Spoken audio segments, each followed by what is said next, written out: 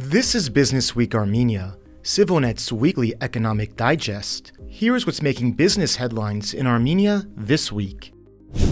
Armenia's first major solar power plant came online this week as the country continues to see a rapid growth in green energy generation. The launch of the Masrik 1 plant is a key component to the development of renewable and clean energy. Armenia's Public Services Regulatory Commission, which gave the green light, said in a press release. The Masrik 1 plant, which is owned by the Spanish energy group FRV, can produce some 24 million kilowatt-hours of energy every year. FRV describes the facility in Armenia's eastern Geghargunik region as the first utility-scale solar power plant in Armenia, and also the first for the Caucasus. Speaking with reporters, Mesrop Mesropyan, who heads the regulator, said 72 small-scale solar plants were already in operation in Armenia as of the end of last year, with another 47 under construction. That figure does not include the more than 31,000 solar panels installed privately for household use across the country in recent years. Masrik 1's launch comes as Armenia's renewable energy sector continues to grow rapidly. Solar power plants produced nearly 97% more electricity in the first quarter of this year than they did in the same period last year, according to the country's state-run statistical committee. Likewise, hydropower supplied about 66% more electricity year on year.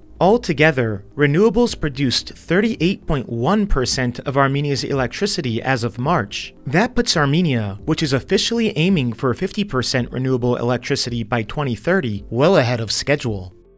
In other energy news, Russia's ambassador to Armenia has reiterated Moscow's willingness to sell a new nuclear plant to Yerevan, which is also considering a deal with Washington. There are proposals from the Russian side. We are ready for different options, depending on the choice of the Armenian side, Sergei Kopyrkin told reporters this week. And it goes without saying that Rosatom has unique competencies here, Kopyrkin added, referring to Russia's state nuclear conglomerate. The Armenian government did not immediately react to Kopyrkin's comments, which come as it continues weighing options to replace the country's aging Soviet-era nuclear plant in the town of Medzamor. For its part, the United States has repeatedly signaled its intention to seek a major role in Armenia's efforts to build the replacement facility. Just last month, U.S. Ambassador to Armenia Christina Kvin hosted executives from the Pennsylvania-based nuclear giant Westinghouse. Medzamor, which meets some 30% of Armenia's total energy needs and is operated by Rosatom, is due to be decommissioned in 2036.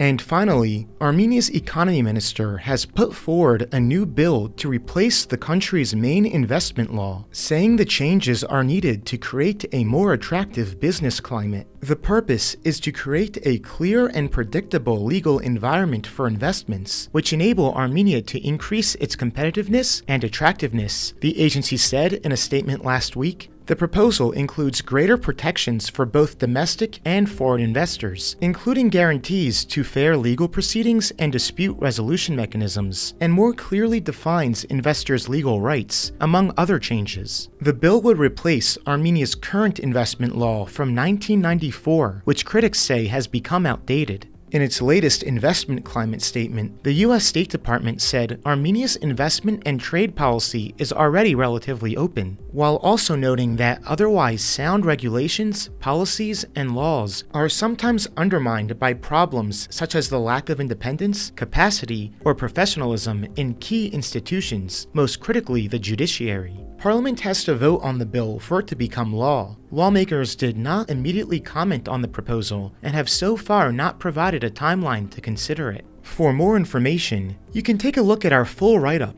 up now on our website at CivilNet.am or through the link in this video's description. And as always, keep subscribed to CivilNet for the latest news and independent reporting from our contributors on the ground here in Armenia.